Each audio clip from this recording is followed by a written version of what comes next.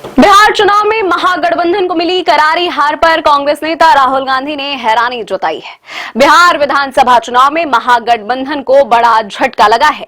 चुनाव आयोग के मुताबिक रात 9 बजे तक आरजेडी ने 23 सीटों पर जीत हासिल कर ली, जबकि 2 सीटों पर आगे चल रही कांग्रेस को 6 सीटों पर जीत मिली है, जो 2010 के बाद सबसे कम है।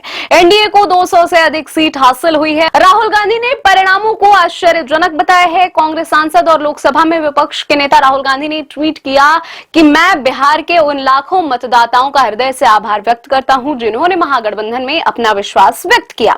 बिहार में यह परिणाम वाकई आश्चर्यजनक है। हम एक ऐसे चुनाव में जीत हासिल नहीं कर सके जो शुरू से ही निष्पक्ष नहीं था। यह लड़ाई संविधान और लोकतंत्र की रक्षा के लिए है।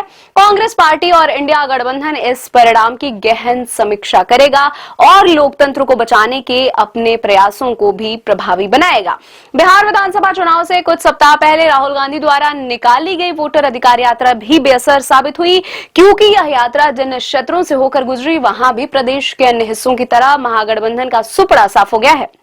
लोकसभा में नेता प्रतिपक्ष राहुल गांधी की अगुवाई में बीते 17 अगस्त को रोहतास जिले के सासाराम से शुरू हुई यह यात्रा कथित वोट चोरी और मतदाता सूची में विशेष गहन पुनर्निरीक्षण के खिलाफ थी। यह यात्रा रोहतास, औरंगाबाद, गयाजी, नवादा, शेखपुरा, नालंदा, लखीसराय, मुंगेर, कटिहार, पूर्णिया, सुपौल, मधुबनी, दरभंगा, मुजफ्फरपुर, सीतामढ़ी, पूर्वी चंपारण, पश्चिम चंपारण, गोपालगंज, सिवान, सारण, भोजपुर और कुछ अन्य क्षेत्रों से गुजरी।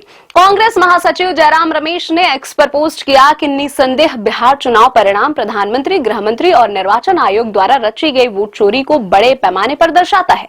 उन्होंने कहा कि कांग्रेस संविधान की रक्षा और लोकतंत्र को बचाने के अपने अभियान को और अधिक मजबूती के साथ जारी रखने के संकल्प को दोहराती है। कांग्रेस के सामने पहले से खड़ी चुनौतियों को और बढ़ा दिया है। अब उसे न सिर्फ अपने को एकजुट रखने की चुनौती का सामना करना होगा, बल्कि अगले साल होने वाले विधानसभा चुनाव में सहयोगी दलों के साथ सीटों का तालमेल करने तथा अपनी खोई जमीन को वापस पाने की जद्दोजहद करनी होगी।